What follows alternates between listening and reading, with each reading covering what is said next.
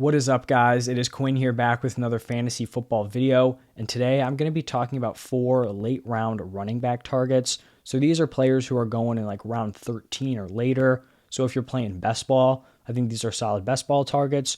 Or if you're, talking about your redraft leagues, these are going to be the running backs that you're kind of taking with one of your last picks. So these are going to be guys where you're kind of just throwing darts at.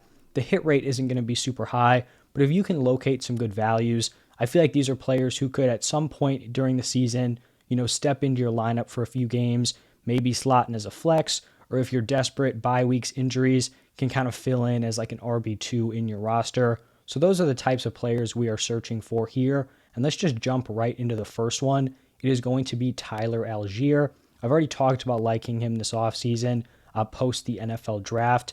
Right now, he's going off the board as the running back 46. That is a round 13 ADP. And really, the only thing here standing between Tyler Allgeier and like an 130, 50 target season is Damian Williams. Despite Cordero Patterson's breakout last year, the Falcons still consistently used 2 running backs. It kind of just flew under the radar because Mike Davis was so horrendous when he did get the ball. He was so wildly inefficient. He was totally a non-factor for fantasy, but he actually put together a pretty solid workload. I would really be surprised if Cordero Patterson's usage went up here in 2022. He stepped into a totally new role, last season, operating as kind of a running back, was involved both as a receiver and a running back, but that was by far the largest workload of his career. And he kind of began to break down as the season went on, really struggled in his efficiency in those last few games.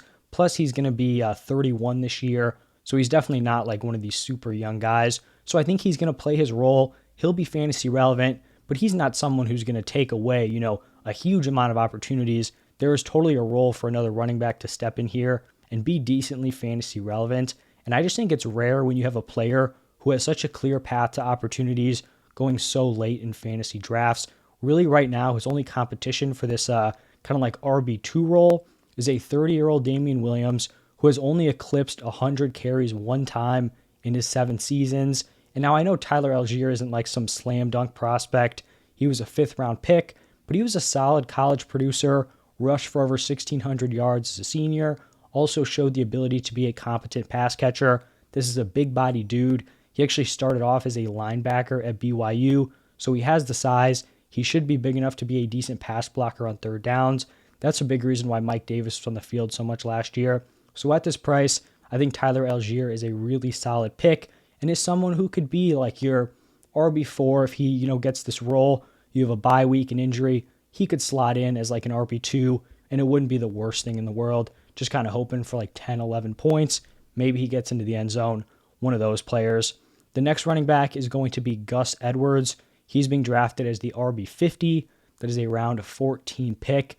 And just being honest here, he's never going to be a high ceiling guy, basically because the Ravens just do not throw to their running backs. But he is currently lined up to be the running back 2 for the Ravens. This is a run-heavy offense that consistently utilizes 2 backs. This isn't like a workhorse situation where Gus Edwards is just purely a handcuff. He has some week-to-week upside, or not some crazy upside, but he can slot in, give you, 10 points if you need it. Gus Edwards has rushed for at least 700 yards on 5 yards per carry or higher in all 3 of his NFL seasons. So there's some solid consistency there. There is a little bit of randomness here in this Ravens backfield, just because both Gus Edwards and J.K. Dobbins are coming off of ACL tears. It looks like they're both likely to begin camp on the PUP list. So we don't know exactly when these guys are going to be ready, but if they both return to full health, I expect Dobbins to be the clear number 1, Gus Edwards is number 2. But this is a team that really likes to use 2 running backs.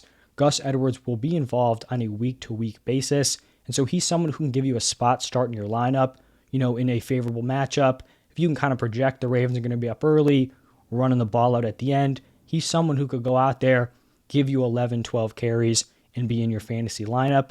But then he also becomes the guy where if J.K. Dobbins goes down, he now slots into that J.K. Dobbins role as kind of like the 1A instead of the 1B in their rushing attack. So I like Gus Edwards here in the 14th round. Now moving on to round 15, this is where I have Tyrion Davis-Price. He's going off the board as the RB51. Like I mentioned, around 15. And just the more I think about this 49ers backfield, the more I just think it is going to be a committee this season. Even though we saw Elijah Mitchell have a very strong rookie year, the 49ers still felt the need to go out, draft a running back in the third round. And when you're looking at Elijah Mitchell and Ty Davis-Price kind of as players, their running styles are very different. Mitchell's the smaller back, 5'10", 200 pounds. He's more successful rushing to the outside, whereas Davis-Price is the much bigger guy, 6 feet tall, 220 pounds, more of an up-the-middle runner. So if Deebo Samuel no longer wants to play like that running back, wide receiver hybrid, carries are going to open up. They really like to give Deebo valuable touches in the goal line. I could see Davis-Price stepping in, getting some of those goal line opportunities since he is the bigger guy. You'd assume he would be better on the goal line, so he could have some week-to-week touchdown upside. And then if we know anything about the 49ers running back usage, it is typically pretty erratic. Heading into last year, no one had any idea that Elijah Mitchell was going to turn into the guy. Obviously, it helped that Raheem Mostert went down. He probably wouldn't have been the guy if Mostert was healthy. But this was a team where everyone thought Trey Sermon could have potentially been the RB1. At worst, he was going to be like the RB2. Trey Sermon was nowhere to be found. Really, the only time he even got into games was when they were like totally forced to do so. When Elijah Mitchell was out, they already had Raheem Mostert down. So you just don't know what is going to happen with this 49ers offense. We saw it at the wide receiver position. Everyone thought Brandon Ayuk was going to be a stud last year, and then he just disappears for the first half of the season. So here in round 15, I'm willing to take a shot on a player who I think could have a day one role, and this is an offense with a very efficient run game. So that's why I like Ty Davis-Price here in round 15. And now the fourth and final deep running back target is going to be Marlon Mack. He's going off the board as the RB58. That is a round 17 pick. And I was a big fan of Dameon Pierce as a redraft pick, post the NFL draft. Once I saw he landed here on the Texans, but his price has kind of continued to rise. And I don't think he's a horrible pick at his current ADP. I think he's going like round 10 range. I don't think that's horrible, but I feel like the discrepancy between Pierce and Mack, is too far. So I think Marlon Mack here is a solid value at his price. This running back room for the Texans just straight up is a disaster. You're looking at Marlon Mack, Dameon Pierce, Rex Burkhead. You've got Freeman in there, and then Dare Ogunbowale. Don't know if I said that right. Probably did not. But you kind of just have all these like either career running back twos and then Dameon Pierce thrown in there. And it's possible that none of these guys are fantasy relevant. If they don't choose one of these guys to kind of carry a huge workload, they're probably not going to be, valuable on a week-to-week basis just because this is not going to be a good offense. But at this price, I like betting on Marlon Mack. He's been a top 24 fantasy running back in 2 seasons. He rushed for over 1,000 yards in 2019. He's a year removed from that torn Achilles. Maybe he'll be back a little bit to, his 2018, 2019 form. We just don't know. Didn't play a big role last year with the Colts, but no one was behind Jonathan Taylor. For the Texans as a franchise, I don't really think it would be great for Marlon Mack to be the answer at running back. But, for fantasy, it really does not matter. Volume is key. He could be wildly inefficient, but if they're going to give him 18 carries, 3 targets a game, he is going to be fantasy relevant. We saw it in stretches last year. Mark Ingram, Rex Burkhead at different points in the season were just being fed touches.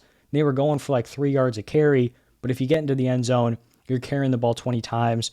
You could start in some, leagues, some weeks where you got buys, injuries, all that stuff. So I think, Marlon Mack could be the guy. And at price, when he's going like 5 rounds later than a guy like Dameon Pierce, I think he's the guy you should be targeting. So those are the 4 late round running back targets that I think you guys should keep your eyes on. Just to run through them again, Tyler Allgeier, Gus Edwards, Ty Davis-Price, and then Marlon Mack. But that is going to wrap it up for this one. Over the next 3 days, I'll be talking about late round wide receiver, quarterback, and tight end targets. So look out for all of that. Thank you for stopping by, and I'll see you guys in the next one.